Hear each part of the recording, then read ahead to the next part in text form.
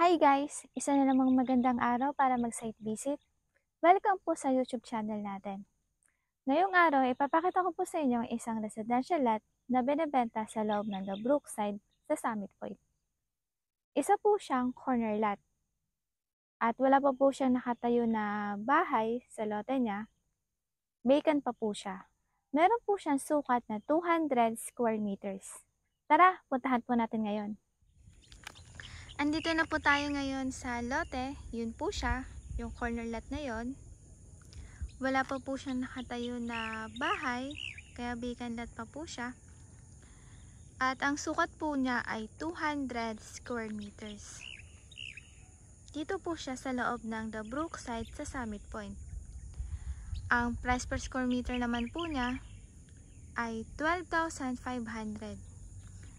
Pero kung sa developer po kayo kukuha, nasa 13,500 per square meter na po siya sa ngayon ang corner lot.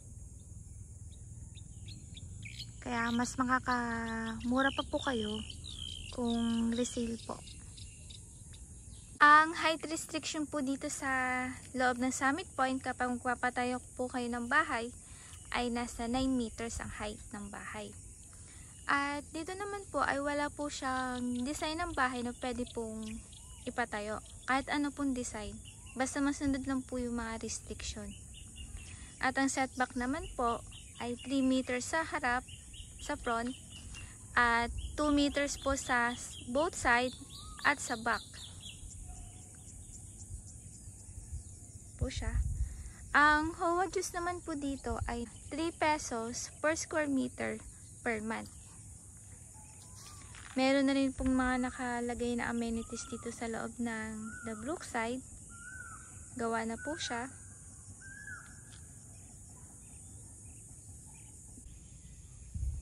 Ito pong Brookside sa loob ng Summit Point ay parte na po siya ng Santa Teresita, Santo Tomas, Batangas. Pero nasa loob pa rin po siya ng Summit Point. Malapit pa rin po kayo sa Lipa. At malapit po ito sa The Outlet Mall Lipa, SM Lipa, at sa iba pa pong mga commercial establishments.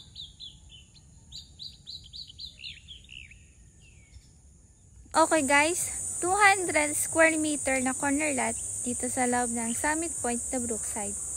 Kung may mga question po kayo about dito sa property na to, kontakan niyo lang po ako sa number ko. 0917-8947-013. At kung gusto niyo pa po makakita ng mga ganitong properties, subscribe lang po kayo. Ako po ulit si Joanne. Maraming salamat po sa panonood. Hanggang sa ulitin!